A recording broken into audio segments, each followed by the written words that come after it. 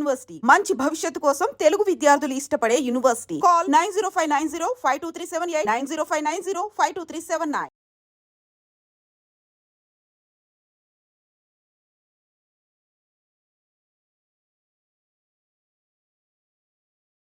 భారత్తో యుద్ధానికి ఎంతమంది మద్దతిస్తారు?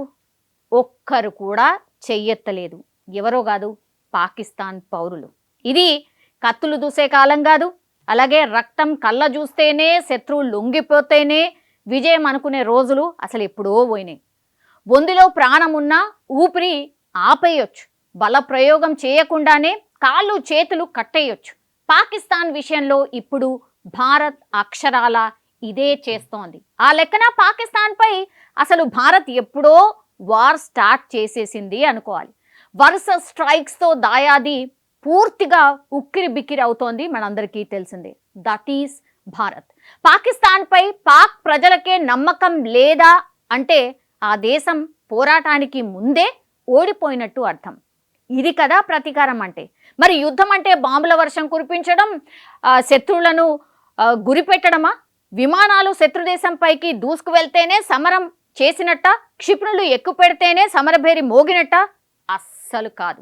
ఎందుకంటే ఇది కత్తులు దూసే కాలం కాదు, విల్లమ్ములు సంధించే యుద్ధాలు కావు. రక్తం కళ్ళ చూస్తేనే శత్రువు లొంగిపోతేనే విజయం అనుకునే రోజులు ఎప్పుడో పోయినాయి. సో బొందులో ప్రాణం ఉన్న ఊపిరి ఆపేయొచ్చు, బల ప్రయోగం చేయకుండానే కాళ్ళు చేతులు కట్టేయొచ్చు. పాకిస్తాన్ విషయంలో ఇప్పుడు భారత్ చేస్తుంది ఇదే. ఆ లెక్కన పాకిస్తాన్పై అసలు భారత్ ఎప్పుడో వార్ స్టార్ట్ చేసేసింది కదా.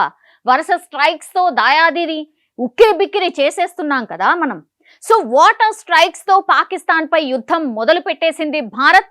సింధు నదీ జలాల ఒప్పందాన్ని రద్దు చేయడం శత్రువు ఊహకైనా అసలు అందని మేజర్ అటాక్ అది. ఇప్పుడు ఆ నదిపై 6 జల విద్యుత్ ప్రాజెక్టులు నిర్మించబోతున్నాం మనం. అది మేరా భారత్. సింధు ఒప్పందం ప్రకారం ఏ నిర్మాణం చేపట్టాలన్నా కూడా 6 నెలల ముందు పాకిస్తాన్కు సమాచారం ఇవ్వాలి. కానీ అసలు ఒప్పందమే రద్దయిపోయింది కదా. పాకిస్తాన్కి అసలు చెప్పడానికి ఏం లేదు, చేసుకుంటూ పోవడం మాత్రమే ఉంది. చినాబ్ నదిపై సలాల్ డ్యామ్, బాగ్లిహార్ డ్యామ్ గేట్లను మూసేయడంతో ఇప్పుడు పాకిస్తాన్ ఆల్మోస్ట్ గొంతు ఎండిపోయిన పరిస్థితి, నీళ్లు లేనటువంటి పరిస్థితి. సో బయటికి వెళ్తే తలెత్తుకోలేకపోతున్నాం. ఇది పాకిస్తాన్ జర్నలిస్టులు చెప్తున్నటువంటి మాట.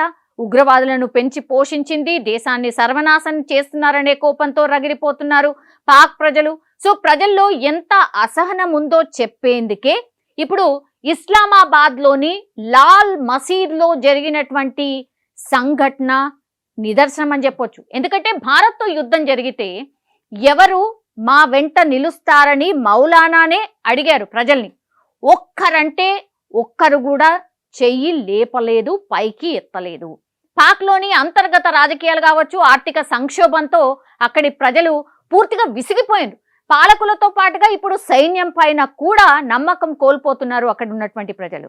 భారత్తో కయ్యానికి కాలు దువ్వుతున్న పాకిస్తాన్కి ఇంతకంటే ఘోర అవమానం ఏమన్నా ఉంటుందా? ఇస్లామాబాద్ లాల్ మసీద్లో ముస్లింలు ప్రత్యేక ప్రార్థనలు కార్యక్రమాలు చేపట్టిండ్రు. అక్కడ ఈ ప్రత్యేక ప్రార్థనలో ముస్లిం మత పెద్దలు పాల్గొని వాళ్ళకి దిశానిర్దేశం చేయబోయారు. ప్రపంచవ్యాప్తంగా కూడా ఉద్రిక్త పరిస్థితులు ఉన్నాయి కాబట్టి భారత్ పాక్ యుద్ధానికి ఎంతమంది మద్దతిస్తారు అని మత పెద్దలే వాళ్ళ అక్కడ ఉన్నటువంటి మసీదులో ఉన్నటువంటి పౌరుల్ని అడిగిండ్రు. అయితే ఈ ప్రశ్నకు అసలు వాళ్ళు కూడా షాక్ అయిపోయినరేమో. మేబీ జవాబే దొరకలేదు అక్కడి నుంచి. ఒక్క పాక్ పౌరుడు కూడా యుద్ధానికి మద్దతు తెలియజేయలేదు. శత్రుదేశమైనటువంటి పాక్ పౌరుల నుంచి ఇలాంటి స్పందన లభించడం ఇప్పుడు పూర్తిగా చర్చనీయాంశంగా మారిపోయింది. పాక్ సహా ముస్లిం దేశాల్లో ముస్లింలను ఊచకోతకొస్తున్నారు. కానీ భారత్లో అలాంటి పరిస్థితులు లేవని ముస్లిం మత పెద్దలు అభిప్రాయం కూడా పడుతున్నారు. సో కాశ్మీర్ అందాలను ఆస్వాదిద్దామని సరదాగా వెళ్ళినటువంటి మన పౌరులు విగత జీవులుగా తిరిగి రావడం దేశంలో తీవ్ర పరిణామాలకు దారి తీసింది.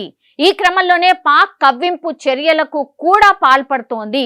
భారత్ ఆర్మీ పనితీరును చూస్తే రేపు యుద్ధం వస్తే ధీటుగా జవాబిస్తుందనే మాటలు అంతటా వినిపిస్తున్నాయి. ఇదే క్రమంలో ఇప్పుడు ఇస్లామాబాద్ లాల్ మసీద్లో పాక్ పౌరులు యుద్ధం పట్ల చూపించినటువంటి విముఖత ఒక రకంగా స్పష్టం చేస్తోంది. అసలు ఏ మాత్రం కూడా వాళ్ళు యుద్ధం కోరుకోవట్లేదు. పోను పోను ఏం జరుగుతుందనే టెన్షన్ ఇప్పుడు ప్రస్తుతం పాకిస్తానీల్లో కనిపిస్తోంది.